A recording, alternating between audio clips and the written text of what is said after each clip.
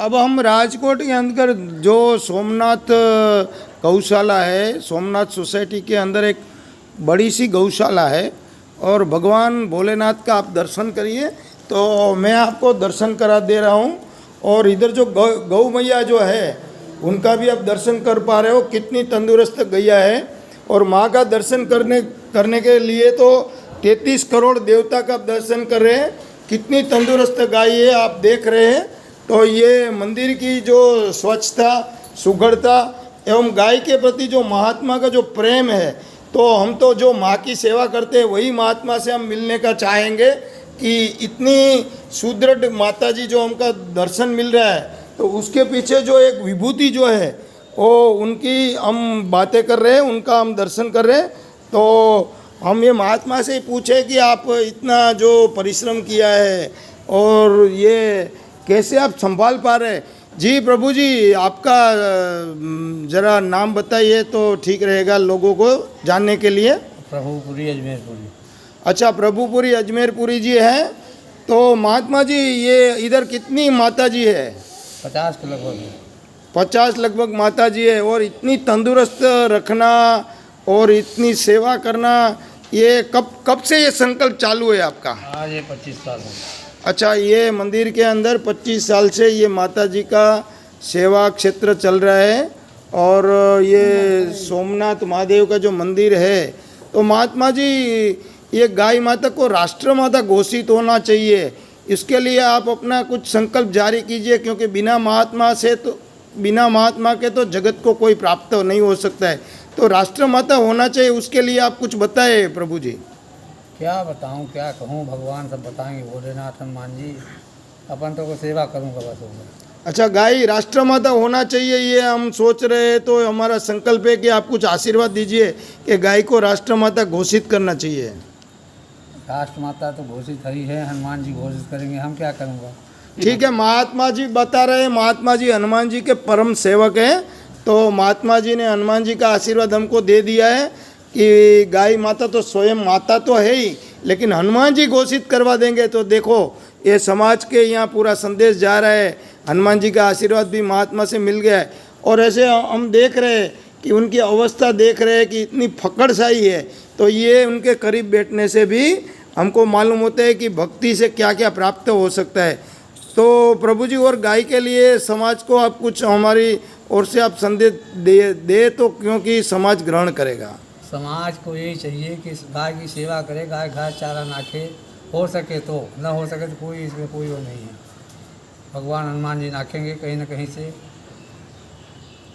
तो ये महात्मा जी कभी किसी को बोले नहीं है। हम देख रहे 25 साल से हमने सुना है कि कभी उन्होंने किसी को बोला नहीं कि यहाँ घास चारा डालो, यहाँ पेटी में ये डालो, वो डालो।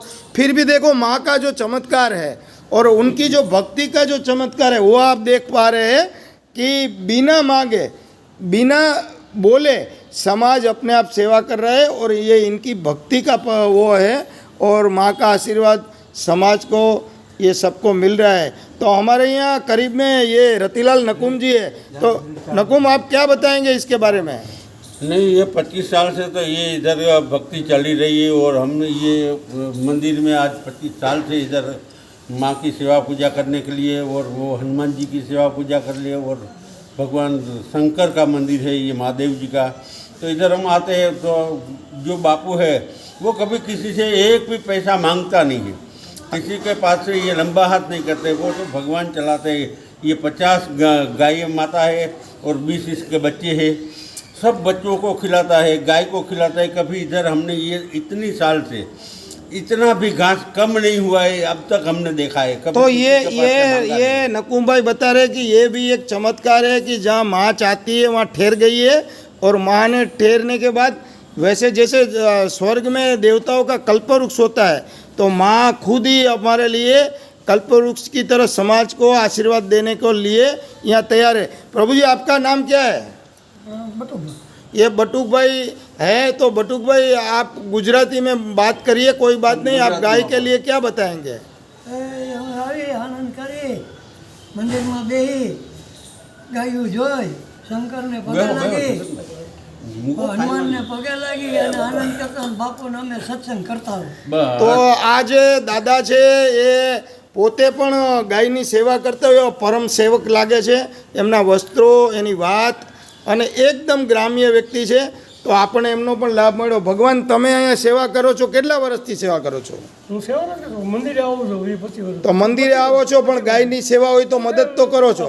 જે કરતા જે સેવા तो बापू, ये हमने आपका इंटरव्यू लिया है, तो हमारी मोदी चैनल है, यूट्यूब चैनल, तो हमको भी आशीर्वाद दीजिए कि गाय माँ का आशीर्वाद हमको भी मिले और हम ऐसी सेवाएं देश विदेश में गाय माँ का हम जो बातें हम फैला रहे हैं उसके लिए आप हमको आशीर्वाद दीजिए. और राजकोट के जो सांसद है डॉक्टर वल्लभ भाई कथीरिया ने भी हमको बोला था कि बापू को मिलना. और गुजरात के गौ सेवा आयोग के जो भूतपूर्व चेयरमैन है मिस्टर दिलीप शाह, उन्होंने भी बोला था कि जहाँ भी इंटरव्यू लो, किसी को कोई भी गाय के लिए संवेदना के लिए कोई भी बातें हैं तो हमको बता दिया जाए. तो बापूजी, हमको आशीर्वाद दीजिए हमारी चैनल को. आशीर्वाद गाय माता देंगी, हनुमान जी देंगे, भोलेनाथ देंगे. हम क्या दूंगा, हम तो उनका सेवा करूँ उनकी. ठीक है, तो बापू के चरणों में दंडवत प्रणाम करते हैं. मैं अपना इंटरव्यू अभी पूर्ण कर रहा हूँ. तो हो सके तो समाज में ये सारा इंटरव्यू औरों को भेजने की कृपा करें.